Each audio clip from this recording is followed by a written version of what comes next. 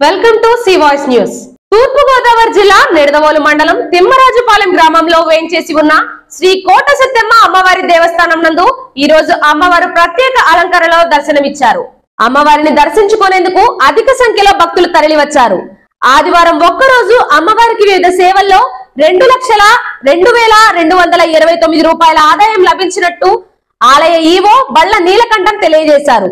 భక్తులకు ఏ విధమైన అసౌకర్యం కలగకుండా founder family member and chairman Devulapalli Ravishankar మరియు ధర్మకర్తల మండలి సభ్యులు గాజుల రంగారావు, ఐనీడి వెంకటకృష్ణ, మిద్దె శ్రీను, ప్రధాన అర్చకులు శివకోటి కామేశ్వర అప్పారావు శర్మ పర్యవేక్షించారు. అమ్మవారి దర్శనం అనంతరం విచ్చేసిన భక్తులకు ఉచిత తీర్థ ప్రసాదాలు, ఉచిత అన్న సమారాధన నిర్వహించారు.